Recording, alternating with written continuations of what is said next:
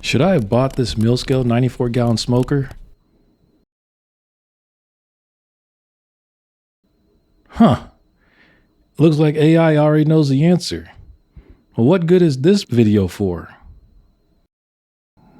We should read some reviews of people that already own the product. Looks like it's time for this video. It's time to review my backyard offset smoker. I've been waiting to do this video for a while, a whole year in fact, but I wanted to make sure I had enough information to say something meaningful about my mill scale 94-gallon offset smoker. To answer the question that was most important to me when I was considering it, this was the perfect smoker for what I was looking for. But that doesn't mean I don't have a couple of regrets. There's a lot behind that statement, both ups and downs, peaks and valleys, and that's worth hearing out, which is why you should watch this video. From the moment I pressed submit, Millscale made me feel good with the whole purchase. Communication was timely and I didn't feel like I was left in the dark. I ordered the smoker in May of 2022 with the expectation of a late July delivery. I paid for the smoker in full up front, but the payment for shipping wasn't due until the smoker was actually ready. Importantly, I got exactly what I thought I was paying for. I thought I was buying a well-made, American-built smoker that would have a more pleasurable, faster, and smoother learning curve than some of the lower-cost alternatives out there.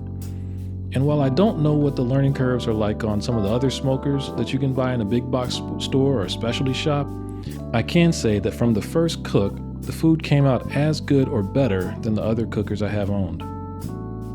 Prior to the Millscale, I've owned and cooked on a Weber kettle, a Masterbuilt 1050 gravity-fed smoker, and an M-Grill's M16 smoker. For reasons we can get into on another video, I sold the Masterbuilt a little less than a year after I bought it, but still wanted a better, long cook option than the Weber. Don't get me wrong, I love my almost 20-year-old Weber, but capacity is an issue on that grill.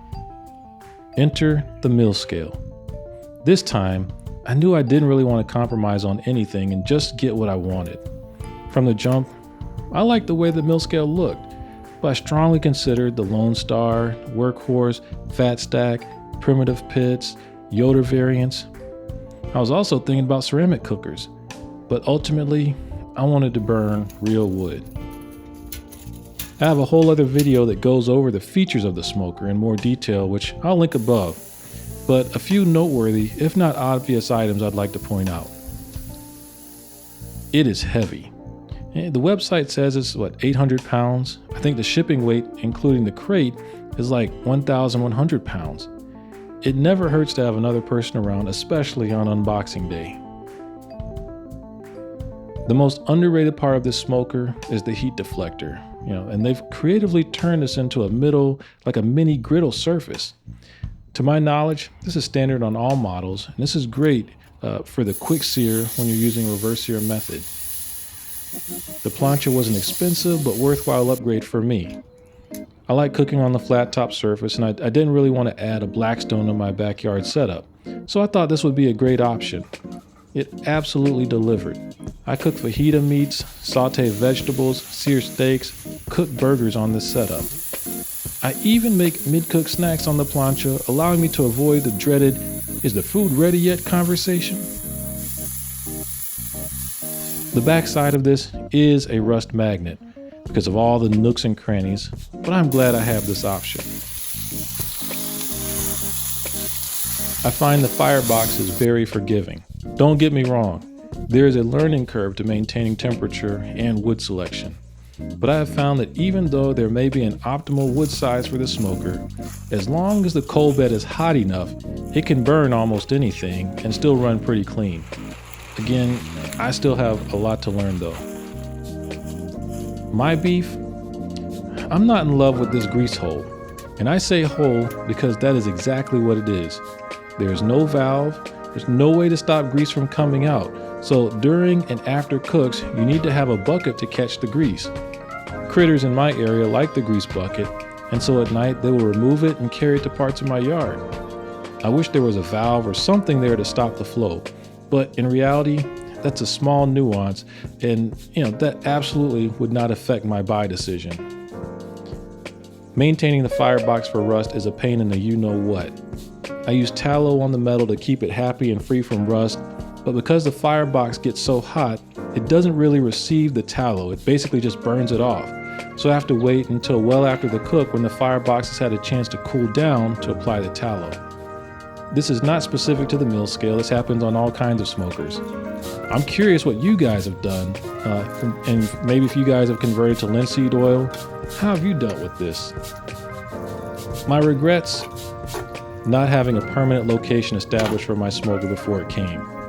Mind you, it's been in the same spot, but this is a terrible location for a smoker, mainly because it's on my deck.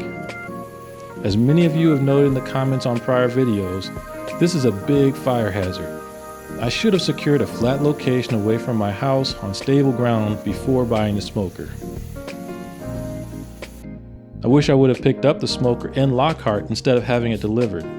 There's nothing more nerve-wracking than having a driver who can't tell you when he's going to be there, have the truck break down, not pack the truck properly, and not have the right equipment to get the smoker off of the truck. The smoker arrived, and ultimately it was all good. Though, he did have to get his truck towed from our driveway at 1 in the morning. There may be someone out there saying that there is a cheaper option out there and you can put out great food 100% of the time. To each their own. But I don't have the time nor the patience to test out something for what's supposed to be just a fun hobby for me. Where's limitations? Well, I'm a backyard cook. So this isn't really a limitation to me, but it may be to you if you're trying to cater or you're cooking huge volumes of food at once. If your cooking habits have you cooking more than 4 briskets at a time, then even though the smoker can handle it, you're probably going to want to look at a bigger unit. To state the obvious, this is a slow cooker. There is no cook on the meal scale after work for a quick meal. I can do that on the M16 or the Weber, but it honestly takes about an hour before things feel right to start throwing meat on the cooker. But as you've seen on this journey, I've cooked lots of great food. Burgers, tri-tips, spare ribs, rib tips, baby backs, short ribs, chuck roast, pork shoulder, pork steaks, porterhouse steaks, and all kinds of chicken. What I love about it is that there is a distinct smoky but not over smoked flavor that comes from this smoker. It may be because my smoker was born in Texas, but I think it cooks beef the best. There is a nice red undertone to the meat and the flavor is just on point.